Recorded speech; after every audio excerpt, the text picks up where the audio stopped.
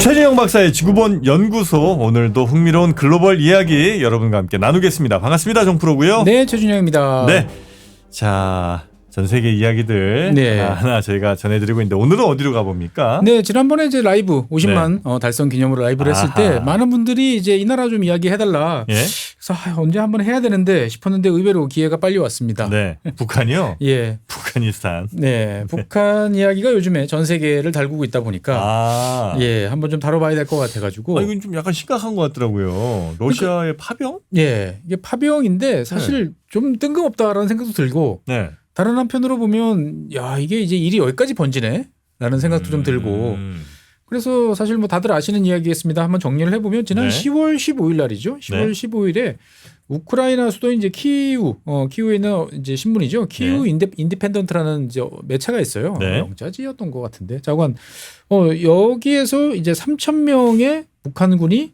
이제 러시아로 파병된다라는 보도가 실렸어요. 그런데 사실 이제 우크라이나 언론들에서 실리는 이제 보도들은 상당히 헷갈리는 게 많아요. 뭐 그렇게 전쟁 중이니까 네네. 이게 이제 좀 오해일 수도 있고 의도적인 뭐 그런 것도 있을 수 있고 여러 가지 정보가 있어가지고 그냥 그렇고 그런 썰이 아닐까 라고 이제 생각을 했는데 이틀 있다가 그러니까 10월 17일 날 있다가 이 젤렌스키 대통령이 이제 브뤼셀에서 개최된 EU 정상회담에 이제 참가를 했는데 여기에서 이제 북한이 러시아에 대해서 10,000명을 파병할 가능성이 있다라고 이야기를 하면서 갑자기 이제 이게 정보의 신뢰성이 한 단계 올라간 거죠. 그래도 뭐 어떻든 간에 일국의 대통령이 그리고 또 그것도 이제 국내 언론이랑 인터뷰하는 것도 아니고 EU 정상회담, 다자간 회담에서 이런 이야기를 했다는 것은 상당히 이제 주목을 받을 수밖에 없는 거죠. 그런데 이제 그 다음에 바로 이어가지고 우리나라 국가정보원이 발표를 또 했죠. 보면은 지난 10월 8일에서 13일 사이에 러시아 해군 수송선을 통해 가지고 그러니까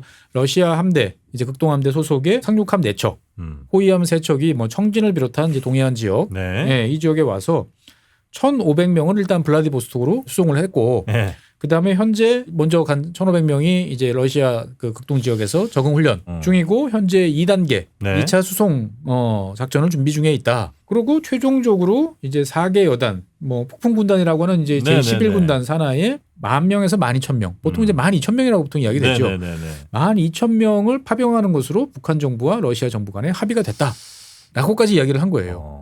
근데 이러면 조금 약간 전쟁 의미가 좀 굉장히 확대되는 거 아닌가 하는 생각이 좀 들기도 하던데. 뉴스 그렇죠. 보고. 그러니까 지금은 어떻든 간에 러시아하고 우크라이나가 싸우는 거고요.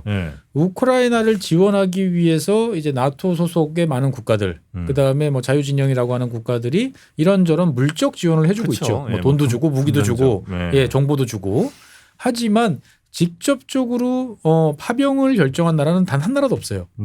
양쪽 모두 다. 그러니까 이제 올해 초에 프랑스가 마크롱 대통령이 파병하자라고 이야기했다가 한바탕 유럽이 발칵 뒤집힌 그런 적이 있었고 푸틴 대통령 같은 경우도 벨라루스에 대해서 너희도 좀 참전하지라는 이야기를 여러 번 했으나 벨라루스가 그거에 대해서는 노를 하면서 아직까지 사실은 공식적으로 보면 이제 양국 군대만 지금 싸우고 있는 거죠. 물론 양쪽 모두 다 이제 지원병이라는 이름으로 용병들이라든지 자원병 이런 병력들은 다양한 나라에서 온 이제 인력들이 싸우고 있습니다. 그럼 국가가 개입하는 경우는 없었다는 거죠. 그러니까 러시아 같은 경우도 이제 중앙아시아 지역, 뭐 카자흐라든지 우즈벡 출신의 사람들, 그 다음에 뭐 네팔, 인도, 뭐 심지어 이제 아프리카에서 오신 분들까지도 이런저런 명목으로 참여는 해서 싸우고 있으나 그거는 이제 개인의 판단인 거지. 이렇게 국가에서 조직적으로 이제 파병을 하고 정부 간에 합의를 한 건 없는데 이게 이제 과연 맞는 거냐, 이 정보가 맞는 거냐, 실제로 이루어지는 거냐. 그것부터 확인해야죠. 그렇죠. 그래서 이제 사실 사람들은 이제 증거가 있냐라는 거에 대해서 이제 국정원이 이제 여러 가지 증거를 제시를 이제 한 바 있고, 그 다음에 이제 보다 뭐 우리한테 익숙한 거는 사진. 영상 이런 거잖아요. 그런데 이제 북한 병사들이 이제 뭔가 우리 이제 훈련소 갔을 때 처음에 보급품 받는 줄 서서 줄 서서 봤는데 이게 저쪽 시베리아에 있는 러시아 사람인지 북한 사람인지 잘 모르는데 말이 분명히 한국말 들려요. 북한 말투, 조선어 말투가 이제 들리는 게 분명히 이제 있는 영상이 등장을 하고 훈련소 영상도 등장했고요. 그다음에 이제 영상이 2개 있다가 오늘 하나 더 나왔어요. 아, 그런가요? 오늘 하나 더 나와서 뭐 이제 야 뭐 힘들다 뭐 이런 이야기하는 그런 이야기까지 이제 나온단 말이죠. 그리고 네네. 이제 CNN에서 보통 이제 입대할 때 옛날 훈련소 갔을 때 예. 적어내잖아요. 이제 사이즈, 신발 사이즈, 모자 사이즈, 예, 이런 것들을 번역기를 돌린 듯한 표현으로. 그렇죠, 그렇죠. 예, 한 장짜리 설문지도 이제 나왔어요. 그러니까 이제 뭐 실제로 보면은 이 극동, 러시아 입장에서 봤을 때는 극동이라고 하는 뭐 하바롭스크라든지 우스리스크 이런 지역에 400명, 250명 이런 식의 이제 주둔이 됐다라는 위성 사진도 있고, 네. 최근 들어서는 이제 또 막사를 또 급조하는 예, 그러한 모습도 위성 영상에 포착이 되고 있어요. 네. 그러니까 그게 사람을 병력을 수용하기 위한 막사인지 아니면 이제 북한이 제공하는 미사일이라든지 네. 탄약이라든지 이런 것들을 적치해 놓기 위한 것인지는 아직 모르겠습니다만, 어떻든 뭐 위성 영상 그다음에 이제 그런 동영상, 네. 사진 이런 것들이 나오다 보니까 야, 이게 정말 북한이 파병하는 거 아닌가? 맞는 것 같은데? 라는 쪽으로 일단은 좀 우리 입장에서 봤을 때는 예. 좀 가고 있는 것 같습니다. 일단 러시아나 북한에서는 인정은 안 했죠. 그러니까 이게 러시아, 우리가 이제 일단은 국정원이 이제 공식적으로 발표를 하니까 예. 이제 외교 당국 입장에서 봤을 때는 이건 러시아와 북한이 합의를 한 상이잖아요. 예, 예. 그러니까 러시아에 대해서 따져 묻고 항의를 이제 해야 되는 거죠. 예. 그래서 이제 주한 러시아 대사를 초치, 예. 그러니까 들어와. 라고 그래가지고 예. 이제 엄중 항의를 이제 했고, 예. 거기에 대해서 러시아 대사가 한 표현이 재밌어요. 예. 서울을 겨냥한 게 아니다. 사실상 인정했네. 그러니까요. 그러니까 이거는 북한과 우리의 문제, 러시아의 문제지. 대한민국 우리가 이런 거를 하긴 했으나 이게 지금 당신들끼리 문제 대한민국한테 아니다. 직접적으로 영향이 없는데 왜 이렇게 민감하냐라는 뉘앙스로 얼마든지 해석이 될 수 있는 거죠. 그러니까 야, 이거 그러면 이거는 실질적 인정 아닌가? 라는 생각이 들었고, 네. 그다음에 이제 북한 유엔 대표부에 있는 이제 북한 외교관은 날조다 그런 사실 없다. 반박을 했습니다만, 지금 뭐 뉴욕에 있는 유엔 대표부에 있는 북한 외교관이 이런 사실을 다 알까? 통보를 받았을까라고 생각하면 저는 또 아닐 것 같아요, 보면은. 그러니까 뭐 그렇게 판단하는 게 또 맞을 것 같기도 네, 하고. 네, 네. 그러니까 중요한 거는 이제 나토, 미국, 유럽 여기에서 이제 무슨 이야기를 하느냐가 제일 중요한 거잖아요. 네. 예. 근데 미국 같은 경우는 이제 미국 국방장관 같은 경우도 현재로서는 확인할 수가 없다. 그 마치 우리 정보를 안 믿는 것 같은 뉘앙스로 얘기하는 것 같은데. 근데 사실이라면 네. 우려스럽다. 네. 그러니까 뭔가 이게 상당히 우려스러운 사항이지만 우리가 인정하기에는 좀 곤란하다라는 뉘앙스인가? 아니면 대한민국에서 뭐라고 우크라이나와 대한민국에서 말하는 게 있지만 나는 아직까지 오케이를 선택할 수 없다? 믿지 못하겠다? 네. 이런 뉘앙스도 있는 것 같고, 나토 이제 사무총장 같은 경우도 보도를 봤다. 근데 보도를 내가 확인해 줄 수는 없다. 그러니까 상당히 지금 이제 모호한 입장들을 보이고 있어요. 네. 그러니까 실제로 이제 이 나토에서 흘러나온 이야기를 쭉 살펴보면은 기존의 우크라이나 이 전선에 네. 북한 사람들이 있는 건 맞아요. 이미 와 있어요. 근데 이거는 이제 두 부류입니다. 네. 첫 번째는 뭐냐면은 이제 북한군이 뭐 미사일도 보내고 여러 가지 보냈잖아요. 네. 그러니까 이제 AS를 해줘야 되는 거예요.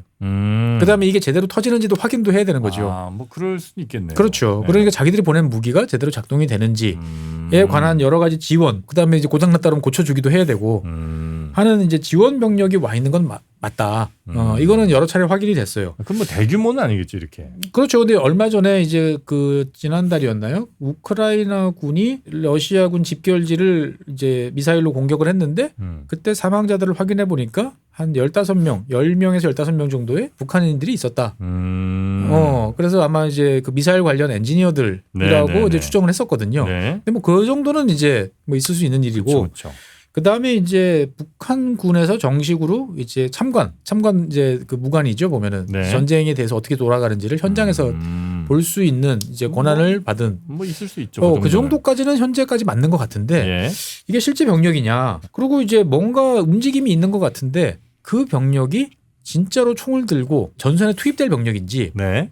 아니면 우크라이나 동부 지역 이쪽 같은 경우는 러시아가 지금 점령한 지 꽤 됐잖아요. 그렇죠. 그러니까 여기를 이제 재건하고 복구하고 여러 가지 활동을 해야 되니까 이제 건설 인력, 네. 그러니까 흔히 말하는 이제 그 전투 공병 말고 예, 건설 공병 같은 개념으로 와서 총 대신 삽 들고 네네. 일하는 병력이 오는 거는 또 뭐 그거 가지고 또 뭐라고 할 건 또 아니지 않냐. 그럴 수는 있죠. 그러니까 뭔가 북한에서 오기는 올 것 같은데 이게 이제 정말 전투 병력인지 아니면 후방 지원 병력인지 네. 등등에 대해서 여러 가지를 좀 봐야 되지만 어떻든 미국이나 나토 입장에서 봤을 때는 야, 이제 대통령 선거 지금 며칠 안 남았는데 미국 대통령 선거. 아. 이 상황에서 지금 이렇게 까다롭고 애매한 상황을 그냥 덕후덕 이야기를 해버리면 좀 난처하지 않냐라는 이제 그런 뉘앙스일 수도 있어요 보면은. 약간 좀 모른 척하고 싶은 걸 수도 있겠군요. 그렇죠. 만약 네. 북한이 낀다고 하면 이건 이제 확전인 거고 또 다른 나라들이 더 많이 껴들 수밖에 없으니까 이렇게 되면 야 너는 어떻게 저 전쟁 우크라이나 전쟁 하나 못 막아서 지금 전 세계가 3차 대전 가게 생겼다 이런 그런 이야기도 나올 수 욕을 있고. 먹을 수 있으니까. 그다음에 이제 야 북한이 파병했으니까 이제 이쪽에서 뭐 파병한다고 뭐 문제겠냐. 그래서 실제로 정말 뭐 프랑스군이 뭐 이제 간다든지 네. 하는 일도 배제할 수는 이제 없는 거죠 이제 보면은. 그러다 보니까 이제 이게 사실은 파장이 의외로 클 수가 있어요. 그러네요. 예. 근데 실제로 그 북한이 왜 얼마 전에 러시아랑 무슨 조약 비슷하게 맺었잖아요. 네네, 맞아요. 그래서 한 나라가 뭐 침략을 당하면 네. 거의 뭐 자동 개입처럼 이렇게 들어가는 걸로. 자동 개입까지는 아니고 네. 어떻든 간에 이제 새로 조약을 체결을 했고 지난 9월 말인가 10월 초에 네. 이제 북한의 우리로 따지면 이제 국회 같은 이제 그곳에서 비준을 했어요. 네. 근데 그 조항의 4조인가 6조인가를 보면은 군사 지원에 관한 사항이 있어요. 그러니까 요 아마 정프로님 말씀하신 게 그 사항인데 네. 그 사항을 정확히 보면은 두 가지 조건이 맞아야 돼요. 예. 그러니까 한쪽이 침공을 받아서 그 다음에 전쟁 상태에 들어가 있어야 돼요. 아, 침공을 받고 전쟁 상태에 있을 때. 네. 네. 그런데 지금 사실 러시아 입장에서 봤을 때 보면은 러시아는 우크라이나 전쟁에 대해서 단 한 번도 전쟁이라고 이야기한 적은 없어요. 특수작전. 예. 특수작전이기 때문에 전쟁은 아니에요. 예. 엄밀히 말하면은. 네. 그러니까 이거를 근거로 해서 북한군이 파병을 하기는 쉽지 않을 것 같은데 얼마 전에 이제 8월 달에 이제 우크라이나군이 러시아 본토를 이제 침공을 해서 아직까지 이제 일부 지역을 점령을 하고 있죠. 기습한 이후에. 그러니까 이거는 어떻게 보면은 한쪽이 침공을 받았고 그렇죠. 그거를 물리치기 위해서 지금 전투가 벌어지는데 사실은 여기서도 좀 애매한 게 이거를 이제 러시아가 전쟁이라고 인정을 했나라고 해보면 아직까지는 좀 모호한 상태예요. 아 그래요? 예, 그러니까 말 그때 막 주고받긴 했던 것 같은데. 예, 주고받긴 했는데 이게 정식으로 전쟁이고 러시아가 현재 전쟁 상태에 돌입했다라고 공식적으로 이야기는 그러니까 여전히 특수군사 작전의 범주에서 이런저런 일이 벌어지고 있다 생각하면 좀 애매하긴 한데 네. 어떻든 간에 제가 봤을 때는 러시아가 침공을 받아서 현재 전투가 벌어지고 있으니까 이거를 넓게 해석하면 러시아가 침공받은 후에 지금 전쟁 상태에 돌입을 했으니까 네. 여기에 대해서 북한이 지원한다. 라고 보면 이거는 북러 신조약에 따라서 지원을 했다. 네네네. 외교적인 절차에 따라서 했다라고 이제 볼 수도 있는 거죠 보면은. 네. 근데 잠깐 여러 가지로 좀 애매한 면이 좀 있습니다. 뭐 갔다는 부대가 네. 뭐 폭풍 예. 부대인가? 뭐 그게 약간 좀 특수전 맞고, 그러니까 우리로 따지면 무슨 특전대 같은 특전사, 그런 특전사 느낌인 같은 것 폭풍 같더라고요. 군단, 왜 보통 11군단이라고 네. 이야기하는 뭐 우리가 흔히 말하는 이제 특전사와 같은 네네. 이제 그런 쪽인데 이제 이 11군단 같은 경우는 보통 여러 개 이제 한 3개 정도로 나뉘죠. 보통 네. 보면은 이제 경보병 주로 보병으로 발빠르게 움직이면서 상대 후방을 교란하든지 네. 아니면 이제 항공, 공수죠.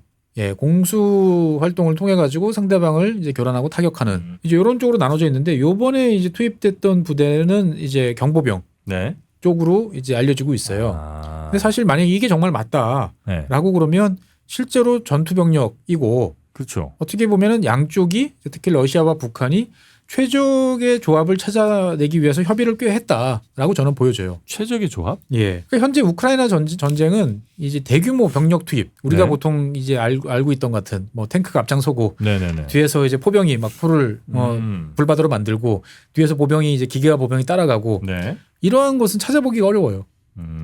원체 이제 그 드론이라든지 정밀 타격이 이제 이루어지다 보니까 네. 모였다 그러면 그 불벼락을 뒤집었습니다. 거의 리얼타임으로 뒤집었어요. 그러다 보니까 지금 양쪽 모두 이제 대규모 기계화 부대를 투입하는 공세는 생각도 할 수 없어요. 모이면 자관 쥐어 터집니다. 흩어져서 공격해요? 그렇죠. 그래서 유일하게 지금 제일 효과적인 게 뭐냐?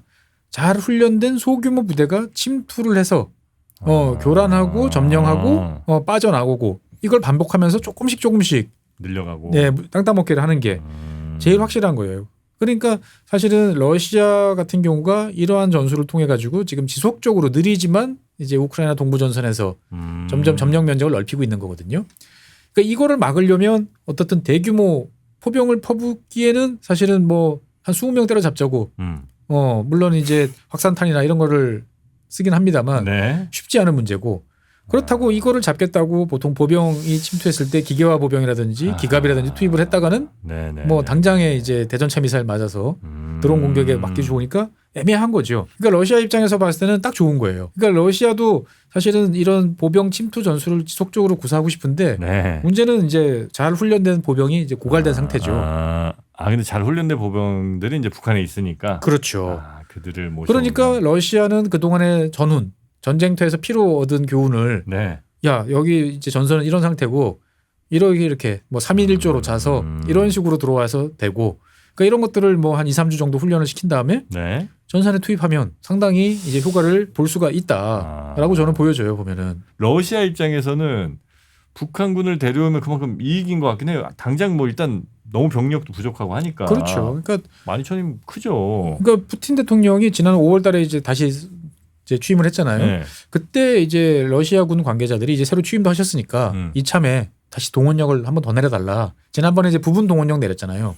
그런데 이제 그때 동원한 인력들을 상당 부분 이제 소진을 한 거죠. 그러니까 추가 동원을 해서 이참에 병력을 갖춰서 이제 밀어붙여야 된다라고 했는데 푸틴 대통령이 단호하게 이제 그거를 거절을 했어요.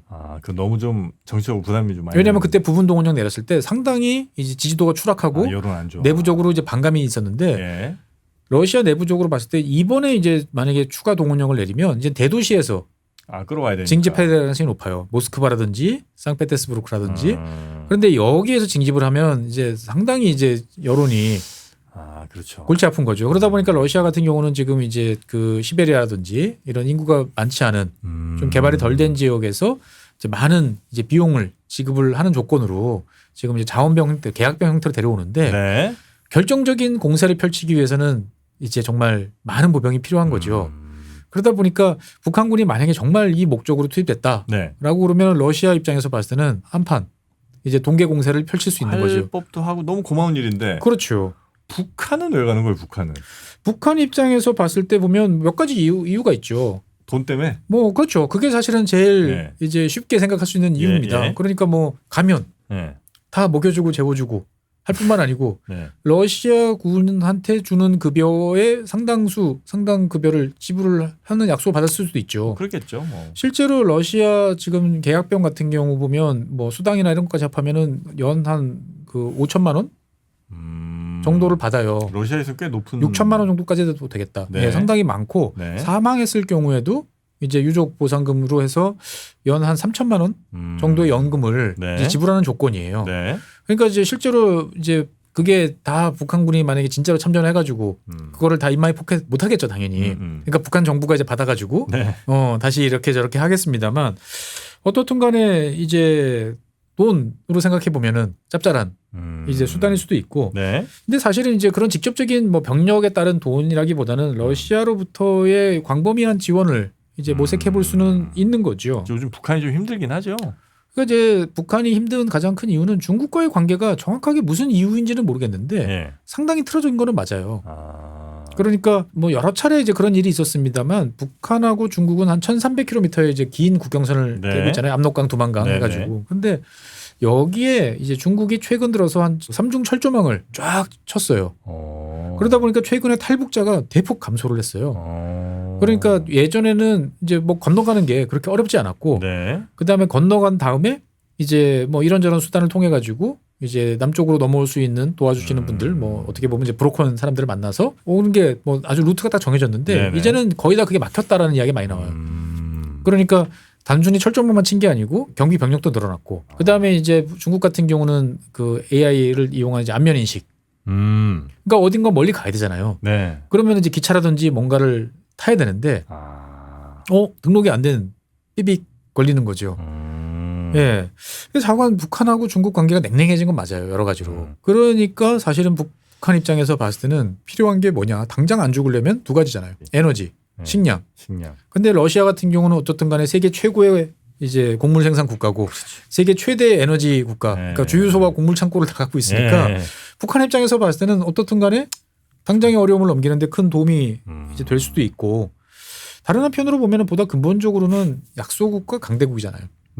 예, 물론 이제 북한은 자기들이 핵을 가졌다고 강성대국이라고 주장을 합니다만, 근데 어떻든 이 약소국 입장에서 봤을 때는 어려움에 처한 강대국을 도와줌으로써 얻을 수 있는 이득은 많아요. 그러니까 우리나라 같은 경우도 1965년에 이제 베트남 파병을 했잖아요. 아, 네네네. 그때 사실은 이 미국이 우리한테 도와달라, 보내달라고 이야기는 안 했어요.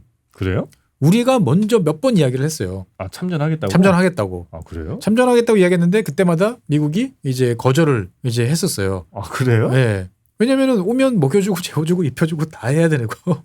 대신 싸워주잖아. 그랬는데. 싸워주는데 네. 처음에는 이제 그 정도까지 필요 없다라고 그랬어요? 생각을 했던 거죠. 그런데 이제 전쟁이 점점 이제 확산이 되고 커지다 보니까 이제는 병력이 더 필요하다라고 생각하니까 오케이를 하게 된 거고 그렇게 되면서 이제 전투 병력이 이제 넘어가게 됐는데 그러니까 이제 북한 입장에서 봤을 때는 말 그대로 우리가 1960년대 베트남 파병을 통해서 우리가 미국하고 우리는 혈맹이야라고 하는 게 한국 전쟁 때 같이 싸웠고 네. 그 다음에 베트남전에서 같이 싸웠고 그런 이제 표현을 쓰는데 북한도 이제 러시아와 그런 식으로 이제 관계를 돈독히 할 수 있는 거죠. 그러니까 네네네. 중국처럼 뜨뜻미지근하게 죽지 않을 만큼만 도와주는 그러한 관계에서 벗어나서 어떻든 세계 최강대국 중에 하나 네. 라고 할 수 있는 러시아와의 관계를 격상시키는 거죠.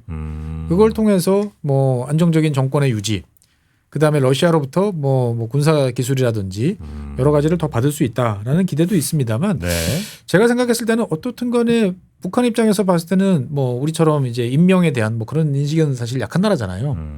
그러다 보니까 뭐 상당히 많은 이제 희생을 치르긴 하겠으나 결국은 그걸 통해서 정권의 안정, 경제적인 부흥, 그 다음에 다른 한편으로 보면 사실 현대전, 네. 지금 뭐 미래전이잖아요. 드론이 난무하는 이거를 이제 치러보면서 뭔가 이제 현대화된 군 전력의 개편 이런 것도 이제 동시다발적으로 얻지 않을까.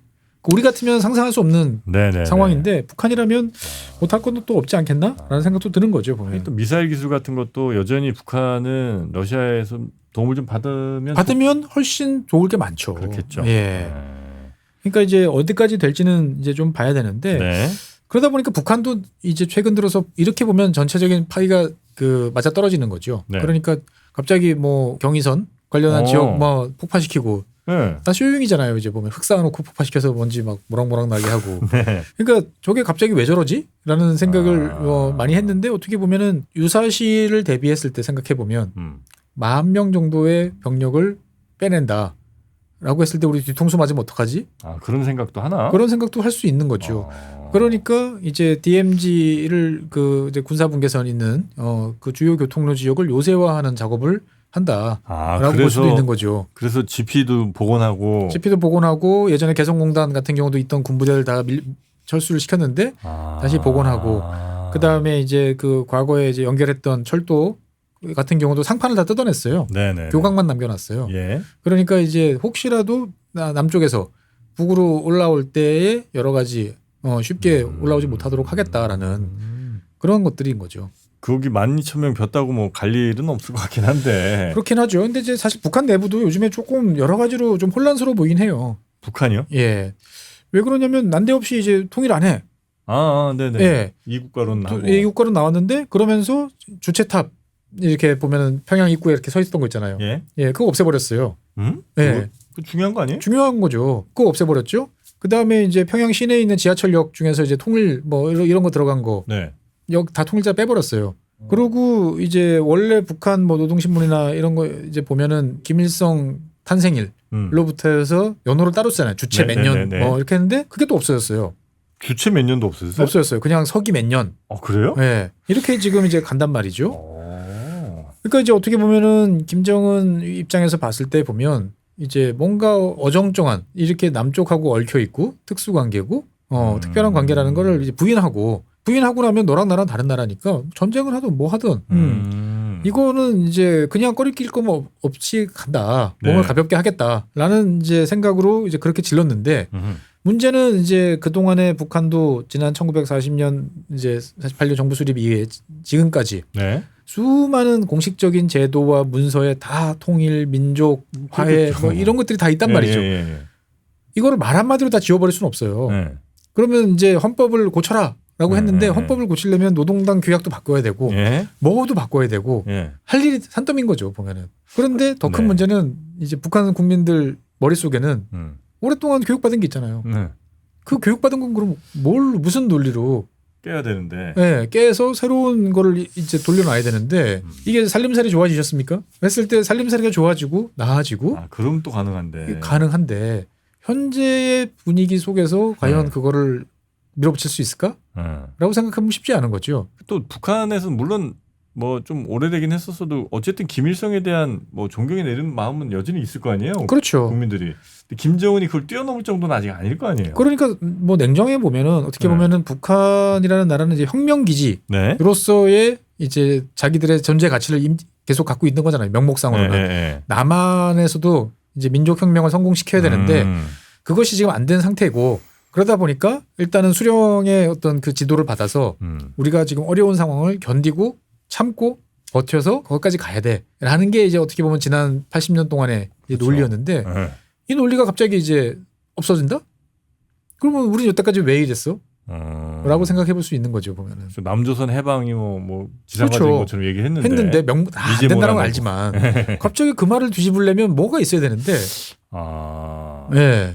근데 이제 만약에 이제 이렇게 되면 북한이 러시아를 실제 군인을 파병함으로써 도와주게 되면 우리도 뭘 해야 돼요? 그러니까 여기에 대해서 저는 조금 이해는 안 되던데. 여기에 대해서도 이제 여러 가지 이제 문제가 있을 수는 있죠. 그러니까 이제 뭐 북한이 갔다고 그래서 우리가 직접적으로 그거를 뭘 꼭 해야 되는 건 아니다라고 볼 수 있는데 실제로 다른 한편으로 보면은 이제 우리가 우크라이나에 대해서 직접적인 이제 무기 지원, 살상용 무기 지원을 꺼린 이유는 뭐죠? 러시아랑 관계 러시아 때문에 관계인데 러시아가 이제 북한 쪽으로 저런 식으로 이제 짝짝꿍을 해서 간다. 그러니까 우리가 러시아에 대해서 여러 가지 신경을 쓰는 것은 한반도의 뭐 유사시에 한국 편을 들어줬으면 좋겠고 가급적이면 이제 중립, 뭐 최소한 중립 정도 입장을 이제 보여주기를 바래서 우리도 성의 표시를 했는데 이런 식으로 북한에 대해서 서로가 파트너가 돼가지고 간다. 그러면 우리도 굳이 가만히 있을 뭐 이유가 있겠는가? 라고 이제 볼 수도 있는 거죠. 예. 근데 이제 그거를 1대1 관계로 북한이 갔으니까 우리도 뭔가를 지원해야 돼. 라는 논리는 사실은 조금 애매한 그런 상황이라고 저는 이제 보여져요. 보면은. 근데 어떻든 간에 이제 뭐 우리한테 지원할 수 있는 여러 가지 수단은 사실 많고 예, 그 중에서 효과적인 게 과연 무엇일까를 만약에 정말 이게 이루어졌다라고 하면 우리도 이제 지원 수위를 좀 높일 수는 있겠죠. 지금은 우리가 지원하는 게 뭐 무기는 지원하죠. 지금 우리는 무기를 공식적으로 지원한 것은 이제 포탄 대여. 예, 그러니까 미국 원쿠션 매겨서. 그렇죠. 그러니까 원래 미국 포탄이에요. 미국이 이제 예전에 와사탄이라고 그래가지고 전시에 예비탄으로 우리한테 넘긴. 그거를 우리가 갖고 있다가 이제 50만 발인가 그거를 빼내서 보냈는데 그게 이제 우크라이나 전선에서 터져봐야 확인해봐야 다 메이드 인 USA가 찍힌 포탄이라는 거죠. 옛날 미국에서 만든 거니까. 그건 뭐 큰 문제 없는데. 큰 문제 없는 거죠. 그러니까 눈 가리고 아웅일 수도 있으나 어떻든 간에. 그런데 이제 여기서 한 단계 수위를 높인다라고 하면은 이제 직접 공급일 수도 있고 다른 한편으로 보면은 이제 뭐 이를테면은 북한이 러시아에 미사일을 제공했고 그 미사일이 이제 키우라든지 여러 가지 에너지 시설이라든지 이런 걸 타격을 하는 일이 자꾸 발생하잖아요. 그러니까 이제 방공 무기, 방공 시스템을 이제 제공해 줄 수도 있는 거죠. 그러니까 뭐 좋게 말하면은 뭐 천군과 같은 첨단 시스템일 수도 있고 아니면 이제 우리나라에서 이미 이제 퇴역의 길을 걷고 있는 뭐 호크 이런 것도 사실 요긴하게 잘 쓰거든요. 예, 이런 것들을 이제 제공해 줄 수 있는 거죠. 일단은 이거는 상대방을 공격한다기보다는 방어용이니까. 예. 여러 가지 이제 있긴 한데 어떻든 중요한 것은 이제 이게 단순한 카드는 아니라는 거죠. 하여튼 우리가 지금 이제 뭐 살상용 무기를 지원하는 걸 검토한다 이런 이제 정부 발표가 좀 나오면서 걱정이 좀 되더라고요. 그렇죠. 뭐 북한이 그렇게 참전하는 것에 대해서 우리가 이제 반대의 뜻을 분명하기 위해서 뭐 그런 메시지를 낼 수는 있긴 한 것 같은데 야 그래도 이렇게 되면 전쟁도 너무 커지는 것 같고 또 우리가 거기에 주도적으로 뭔가 좀 끼는 것 같기도 하고 그리고 러시아랑은 이제 완전 돌이킬 수 없는 강을 건너는 것 같기도 하고 그렇죠. 여러 가지로 이제 고민을 해봐야 이제 되는 이제 상황이라고 이제 보여지는 거고 어떻든 이제 상당히 어렵다기보다는 애매한 상황 속에 이제 북한이 키플레이어로 이제 정말 등장했는지 안 됐는지를 일단 확인해 봐야 되겠죠. 그래서 실제로 만약에 러시아에 북한이 갔는데 이 북한군이 지금 우크라이나 동부전선 제일 격전이 치러지는 동부전선에 투입이 돼서 최전선에서 싸울 것이냐 아니면 이제 그 쿠르스크 지역 러시아 쿠르스크 지역 우크라이나군이 침공한 지역에서 일단은 제한적으로 우크라이나군을 이제 밀어내는 수복 작전에 참가하는 것으로 이제 끝날 것인지 아니면 이제 사실 뭐 러시아는 원체 큰 영토다 보니까 네. 저 시베리아라든지 여러 지역에도 지금 병력들을 깔아놓을 수밖에 없거든요. 아, 거기 빈 집들 채워야 되니까. 그렇죠. 그런 지역에 이제 북한군이 가서 일단은 도와주고 네. 거기에 있는 이제 러시아 병력들을 총동원해가지고 지금 서쪽으로 보내는 네네. 사실 여러 가지 카드들은 있어요. 그러니까 이제 어떤 카드를 쓰느냐에 따라서 사실 대응도 달라질 수밖에 없는 거죠. 진짜 같냐. 네. 근데 시베리아 만약에 거기 채우는 거 정도면 사실 뭐 그 정도는 그냥 그렇죠. 넘어갈 수 있을 것 같은데. 넘어갈 수도 있는데 어쨌든 양쪽이 이제 군사적으로 긴밀해졌다라는 네. 것들을 만방에 과시한 거는 이제 맞으니까 우리 입장에서 봤을 때는 여러 가지로 고민할 건 많은 건 확실한 거고 하지만 그건 이제 우리 문제고 이제 나토라든지 뭐 이런 유럽 입장에서 봤을 때는 그거는 뭐 그냥 엄중 경고 정도로 하고 넘어갈 일인데 이제 정말 이제 우크라이나 동부전선에 나타나서 우크라이나군과 직접 이제 포화를 주고받는 일이 벌어진다라고 생각하면 이거는 이제 유럽 국가들, 나토 다 이제 머리가 아파지는 일인 거죠, 이제. 그러니까 그러면 이제 나토에서 실제 군인을 참전시킬 수 있는 명분도 생기는 거죠. 그래서 그렇죠? 이를테면은 이제 뭐 최전선까지는 투입이 안 되더라도 네. 뭐 키이우라든지 아니면은 이제 더 서쪽에 있는 리비우라든지 이런 쪽에 있는 훈련 센터 여기 이제 그냥 지금까지는 무기만 넘겨주고 끝났는데 가서 직접 뭐 교육을 시킨다든지 아니면은 이제 방공 미사일을 다루게 한다든지 네네네. 뭐 이런 식의 이제 활동도 가능해지는 거죠 보면은. 근데 자칫 그럼 진짜 3차 대전까지는 뭐 3차 세계대전까지는 모르겠습니다만 어떻든 간에 전쟁이 지금도 이제 국제전으로 진행됐는데 더 국제전으로 진행될 가능성을 배제할 수는 없다. 아니 젤렌스키는 뭐 어떻게 하겠다는 거죠? 이거 무조건 끝까지 가겠다는 건가요? 그러니까 어떻든 간에 결국은 이제 이 방송이 나갈 때쯤 좀 있으면 이제 치러질 미국 대통령 선거에서 이제 트럼프 대통령이 이제 이기느냐 트럼프 후보가 이기느냐 해리스가 이기냐에 따라서 또 많은 향방이 또 바뀌겠죠. 예. 그래서 실제로 이제 트럼프가 당선이 돼서 우크라이나에 손을 떼겠다. 라고 했을 때 유럽 국가들이 우리끼리라도 계속 하겠다라고 할 것인지 아이고 그럼 우리도 손들겠어 그만하자라고 할 것인지에 따라서 또 많은 것들이 달라지는 거죠. 사실은 이제 그게 큰 변수고 북한 변수는 어떻게 보면 큰 판에서 봤을 때는 아직까지는 이제 작은 변수지만 우리는 이제 당사자니까 여기에 대해서 민감하게 바라볼 수밖에 없다라고 보여지는 거죠.